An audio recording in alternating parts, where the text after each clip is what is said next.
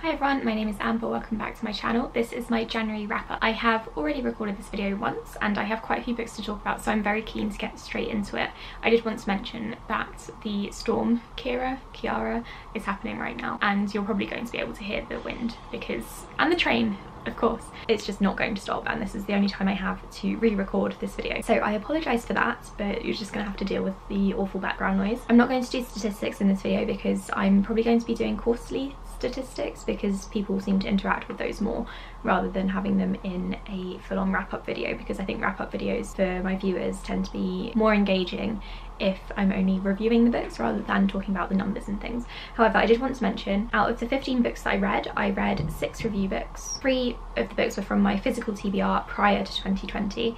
3 books were new releases that I bought myself, and I posted 3 reviews in January, so I'm really happy with those numbers. I'm hoping to keep up the trend for February. And now let's get on with the books. The first book that I read and finished was The Hand on the Wall, which I gave 3 stars. I have done a full review on this book and series, so I'll leave a link up above. I didn't love this one. I had major issues mostly with the fact that A, the series was too long. I think it could have been condensed into just 2 books, and B, the relationship between the main character Stevie and the love interest David was awful and almost or pretty much abusive. I do go into more detail in my review video. I was not a fan. I don't think the author Maureen Johnson should be promoting that kind of relationship in YA, like in a positive light, so I wasn't very happy with that. Because of those 2 things, I only gave this one 3 stars. I then buddy read a book with my friend Justine, and that is A Big Ship at the Edge of the Universe.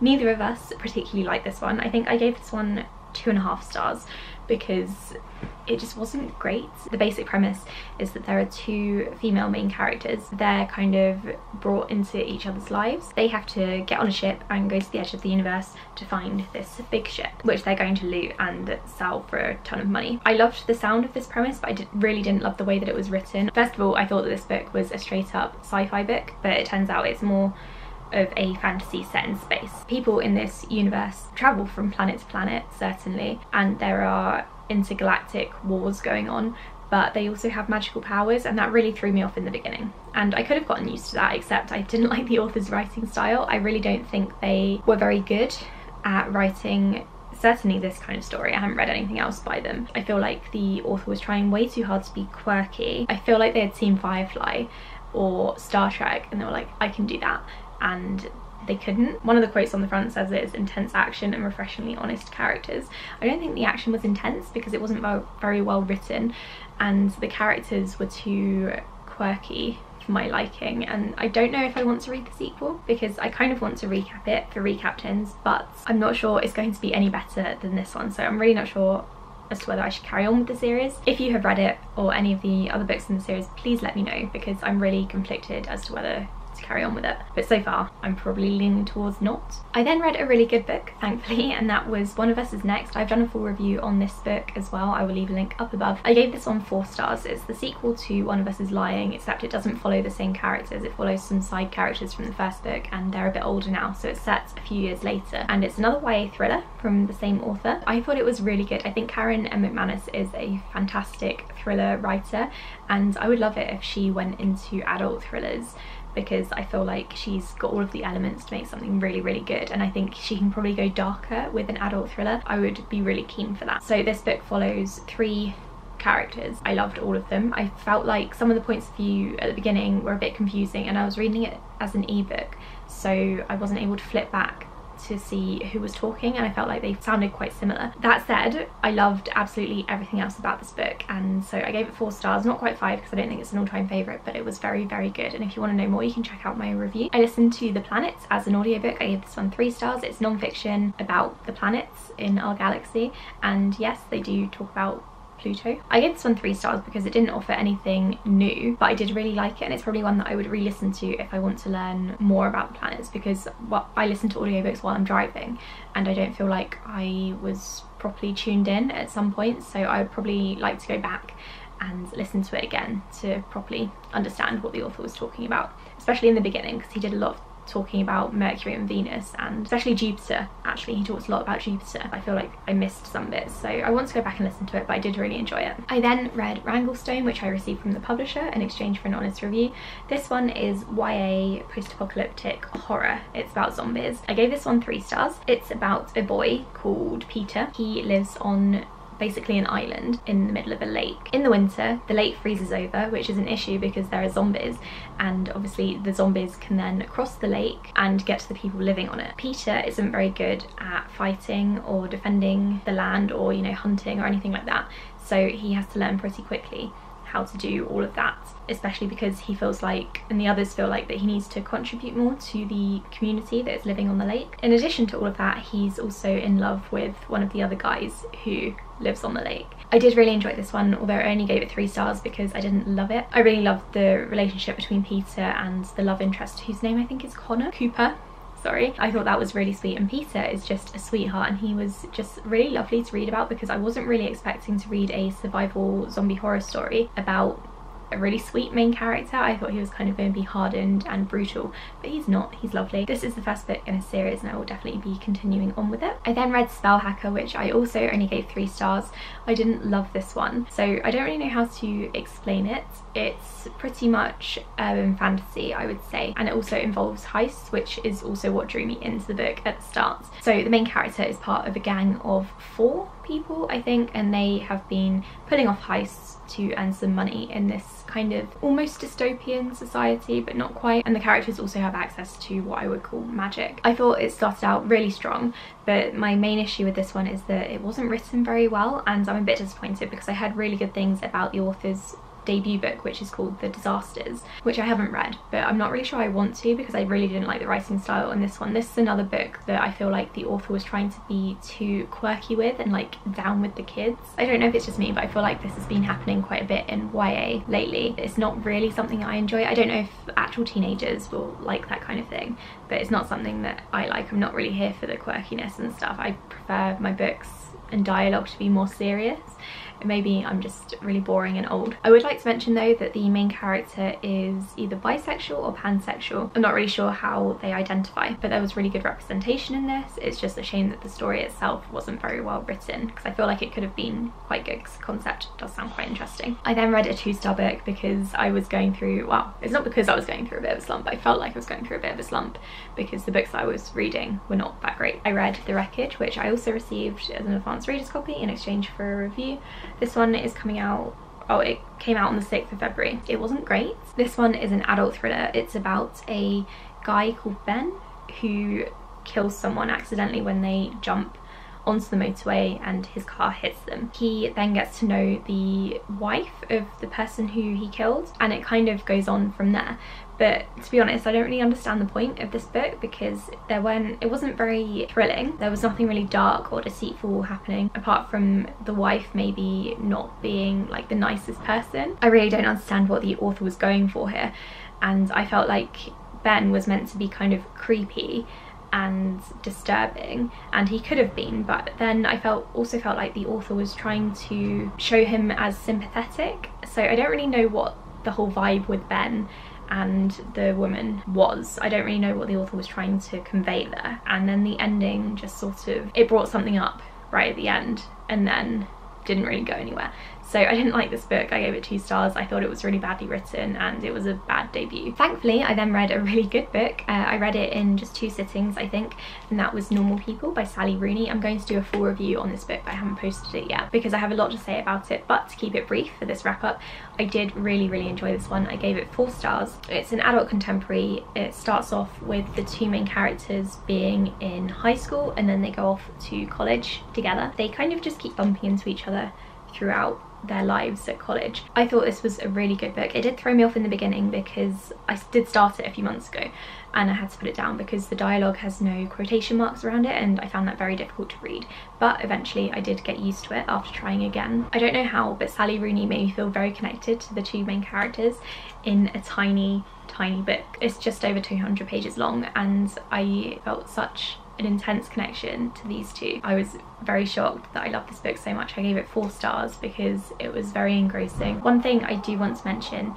is that there is a lot of domestic abuse in this book, and I haven't heard many people talk about it, which is a shame because it's very prevalent in this book and I think you should be very careful going into it. So some parts of it were very hard to read, but it was a very, very good book and I would highly recommend it. I will try to post my review soon, although I don't know when that's going to be because I also am daily vlogging for the Contemporary-a-thon. It might be a while until I post this. I then read A History of Britain in 21 Women as an audiobook and I gave this one 3 stars.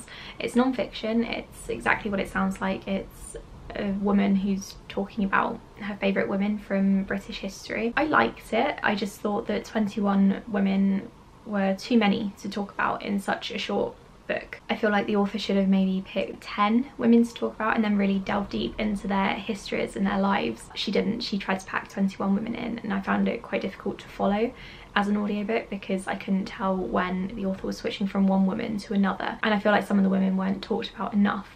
The author spent a lot of time talking about Queen Elizabeth and Margaret Thatcher, but then not much time talking about others, so I feel like maybe if she had talked about fewer people she would have been able to go a bit more in depth, which I would have really enjoyed. I then read Lumberjanes, the graphic novel, and I gave this one 3 stars, although I'm thinking about bumping it down to a 2 because I didn't love it. I have been hearing really good things about this book since it came out. It wasn't really what I was expecting. This is another book which has really quirky characters. The dialogue is really quirky and I don't really know why. Some of the characters just spat out a load of nonsense for presumably no reason and I didn't really understand. I seem to have issues with this kind of thing and so I didn't really enjoy this book because it was too quirky, it didn't really go anywhere, so I didn't love it. Then for the book club that I started at work, I read The Psychology of Time Travel. This was also a review copy that I received last year or the year before and I just hadn't gotten around to it, so I'm really glad that it was chosen for book club.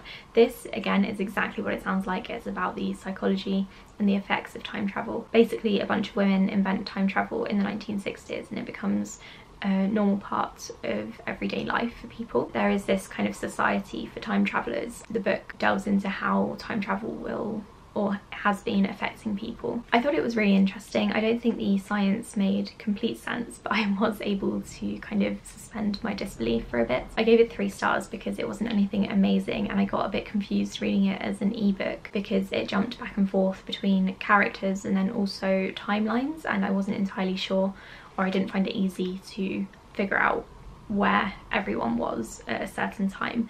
However, I did find the psychology stuff really interesting and I really liked how the author really kind of dove deep into the effects or possible effects of time travel and what it would have on a person and their families. I read Woven in Moonlight, which I gave 3 stars. This is a YA debut for this year. This is YA fantasy and it's inspired by Bolivian politics and history. It's about a main character who is kind of the decoy for the queen. As the queen, she has to go and marry the king of this other kingdom in order to stop the war. I thought it sounded really good. The concept sounded really intriguing to me. However, I didn't really like the way that it was written and my main issue was probably the main character who wasn't written very well. She was kind of all over the place. She was very aggressive and blunt, which I didn't think was the best way to be for a decoy because she kept talking at the king's palace about how she was the decoy and she wasn't the real queen. She said this like quite loudly to pretty much anyone who would listen, but surely the idea is that she has to pretend to be the queen, so she shouldn't have been talking about that quite so loudly. Since she has been the decoy since she was like 6 years old, I think she should have had more experience in that. To be honest, the whole decoy thing didn't really make sense to me. I feel like that was just kind of thrown in there in order to get this main character over to the other kingdom. I'm really sad because it could have been really good, but it wasn't. I then read Tweet Cute, which I gave 4 stars, and I'm really happy with this one because I've been dying to read it for flipping ages and I just kept getting rejected by Macmillan on all the platforms where I tried to request it.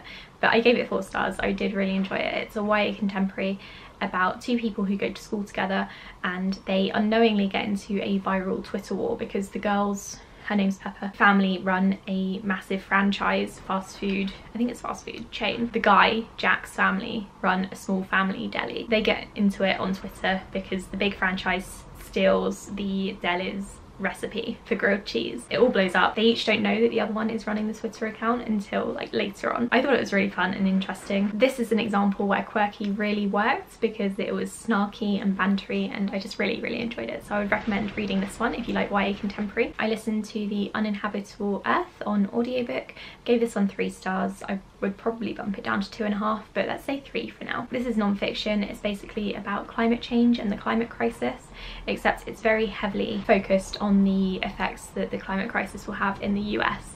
And so it wasn't really, well, it was relevant to me as a Brit living in the UK. I wanted something a bit more inclusive and that would talk about other countries and cities in the world. It did briefly touch upon India a bit and a couple of other places, but not really. It basically focused on how Florida was going to be underwater and how the US has all these coastal cities, with no mention of places like Australia, where I think all but one of their cities is based on the coast. I just feel like the author was very ranty and kind of depressing, to be honest. He didn't really give us any resolutions or ways to fix the problem. He just talked about what people should have done back in the 80s and 90s when they found out about climate change. He talked about how the earth is going to be uninhabitable and we've destroyed it, but he didn't really come up with any solutions or anything, which was a bit frustrating because I know like we're kind of screwed anyway. It would have been nice to have had some hope, but this just felt like he had given up and just wanted to write like essays that were ranting